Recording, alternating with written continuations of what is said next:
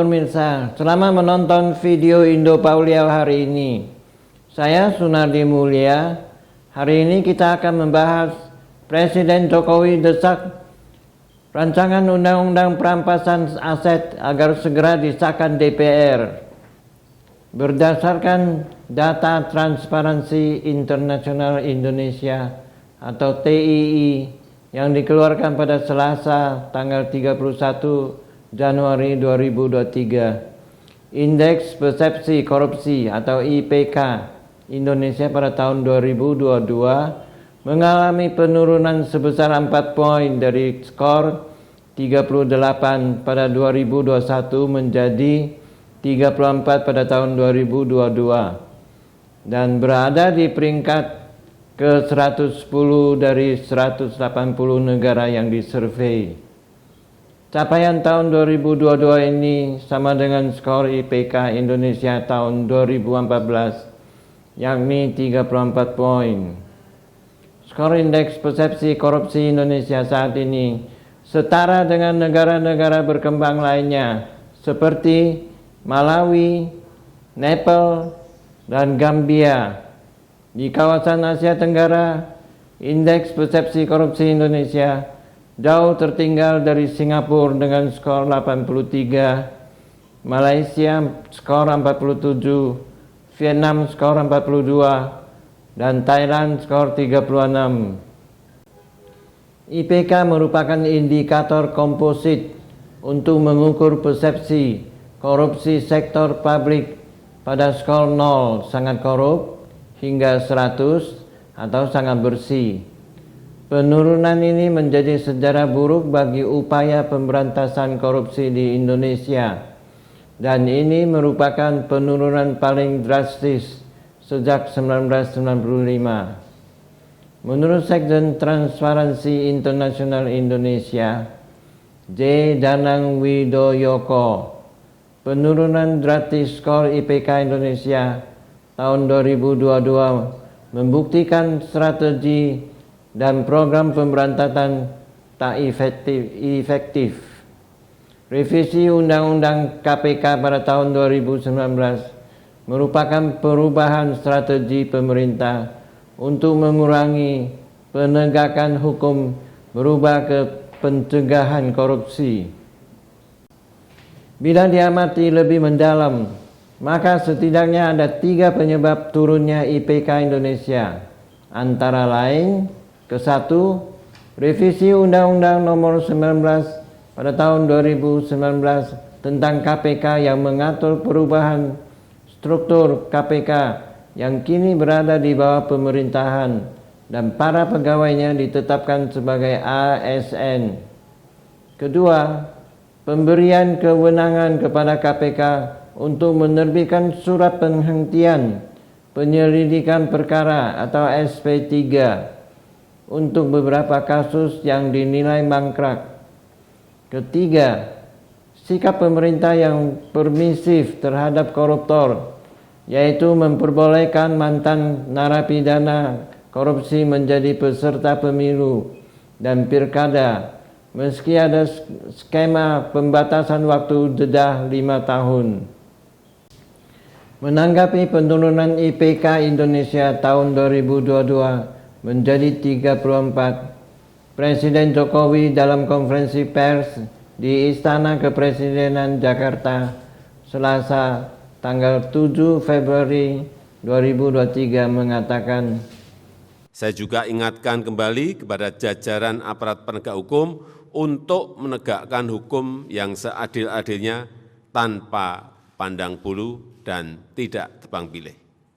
Saya mendorong agar RUU tentang perampasan aset dalam tindak pidana dapat segera diundangkan dan RUU pembatasan transaksi uang kartal segera dimulai pembahasannya."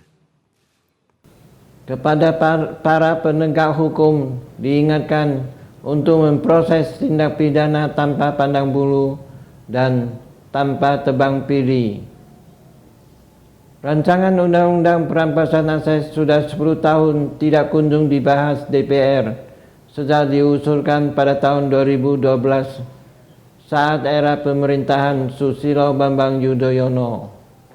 DPR RI dan pemerintah diketahui telah sepakat untuk memasukkan rancangan Undang-Undang Perampasan Aset Hasil Tindak Pidana dalam daftar program legislasi nasional atau Prolegnas pada tahun 2023. Sebagai informasi, Badan Legislasi atau Balik DPR RI bersama pemerintah dan DPD RI menyepakati program legislasi nasional dengan 41 RUU prioritas tahun 2023. Penetapan ini berlangsung dalam rapat pleno Balik bersama Menteri Hukum dan HAM RI Yasona Lauli dan DPD RI pada tanggal 23 November 2022. PPATK sejak 2021 juga diketahui sudah mendesak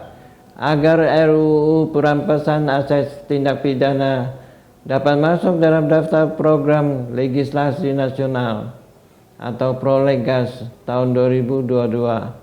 Tapi entah mengapa masih belum direspon oleh DPR. Pada saatnya nanti RUU perampasan aset menjadi payung hukum bagi negara dalam merampas hasil tindak pidana korupsi dan memberi efek jerak terhadap koruptor. Sebab dalam materi muatan RUU perampasan aset mengatur soal tata cara penyitaan aset milik pelaku tindak pidana korupsi. Melalui RUU perampasan aset, pelaku korupsi ketika menjadi tersangka maupun terdakwa, asetnya dapat disita terlebih dahulu sebelum putusan pengadilan. Selama ini pelaku korupsi khawatir asetnya dirampas negara lantaran takut menjadi miskin, tapi tidak takut menjalani hukuman karena kasus korupsi. Desakan pemerintah pun dikuatkan oleh Pusat Pelaporan Analisis Transaksi Keuangan atau PPATK. Diharapkan RUU perampasan aset tidak hanya memberi hukuman seperti penjara kepada pelaku koruptor, tetapi juga merampas aset yang sudah diambil oleh koruptor. Tapi dikhawatirkan di tahun politik 2023 ini, RUU perampasan aset juga tidak bisa diselesaikan di DPR karena masing-masing parpol sudah fokus untuk persiapan pemilu. Kalaupun bisa diselesaikan, dikhawatirkan isinya tidak berkualitas karena RUU ini justru akan menjadi senjata makan tuan karena nantinya akan mengenai anggota DPR yang melakukan tindak pidana. Kita menggarisbawahi kata senjata makan tuan karena sebagai catatan ada 23 anggota DPR periode 2014 dan sampai 2019 yang terjerat kasus korupsi.